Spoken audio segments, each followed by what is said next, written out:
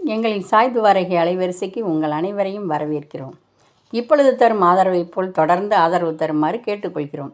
மேலும் எங்களின் அலைவரிசைக்கு உங்களின் லைக்கும் சப்ஸ்கிரைப்பும் தேவை. லைக் பண்ணுங்கள், சப்ஸ்கிரைப் பண்ணுங்கள், ஷேர் பண்ணுங்கள்.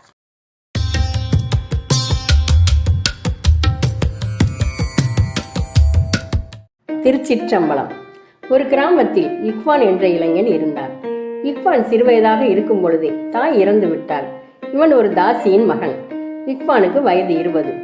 இக்பானின் சித்திக்கு குழந்தை இல்லை, அதாவது தாயுடன் பிறந்த சகோதரி. சித்திக்கு குழந்தை இல்லாததால் தாய் இறந்தவுடன் இக்பானை தன் குழந்தை போல் வளர்த்து வந்தாள் பாசத்தோடு. ஆனால் சித்தியின் கணவனுக்கு இக்பானை பிடிக்காது. இவன் தாசியின் மகன், இவனை போய் நம் பிள்ளையாக நினைத்து வளர்க்கிறாயே, உனக்கு தவறாக தெரியவில்லையா என்று மனைவிடம் அடிக்கடி சண்டை போட்டு கொண்டே இருப்பான். சித்தி சண்டை போடும் கணவரோடு வாழ்ந்து கொண்டு மிகுந்த சிரமத்தோடு தான் வளர்த்தாள் இக்பானை. சித்தியும் கணவனும் நம்மை வைத்தே இருவருக்கும் சண்டை வந்து கொண்டே இருக்கிறது. மிகுந்த சிரமத்தில் சித்தி 20 வயது வரை வளர்த்து விட்டாள்.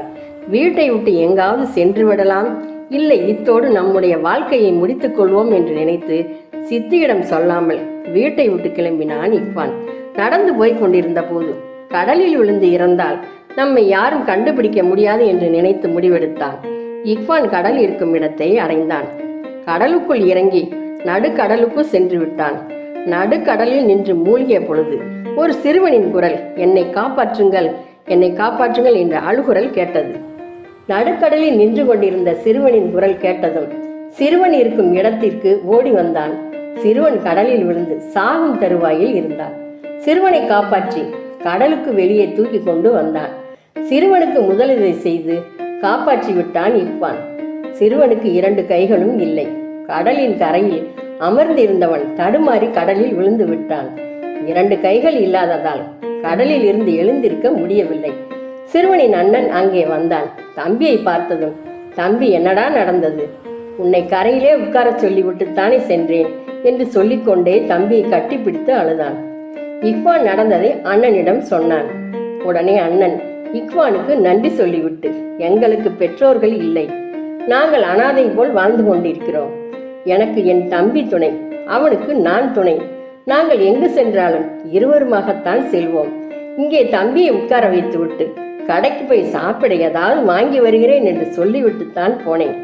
அதற்குள் இப்படி ஆகிவிட்டது என்று சொல்லி இக்பானிடம் இருந்து விடைபெற்று சென்றார்கள் இருவரும். அண்ணன் தம்பி இருவரின் நிலைமையை நினைத்து பார்த்தான் இக்பான். யாருடைய துணையும் இல்லாமல் வாழ்ந்து கொண்டு இருக்கிறார்கள். நமக்காவது சித்தியின் துணை இருக்கிறது. இந்த வயது வரை சித்தி மிகுந்த சிரமத்தில் வளர்த்து விட்டாள். இனி கடைசி காலம் வரை நாம் சித்திக்கு துணையாக இருக்க வேண்டும்.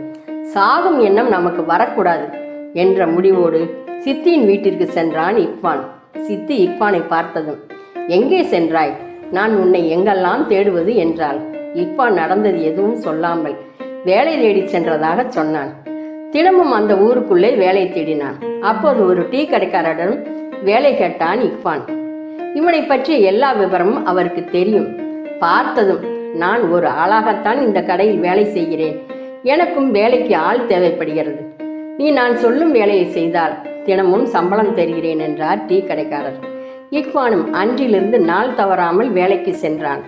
டீ கடைக்காரர் கொடுக்கும் சம்பளத்தை சித்தியிடம் கொண்டு போய் கொடுத்தான் இக்பான்.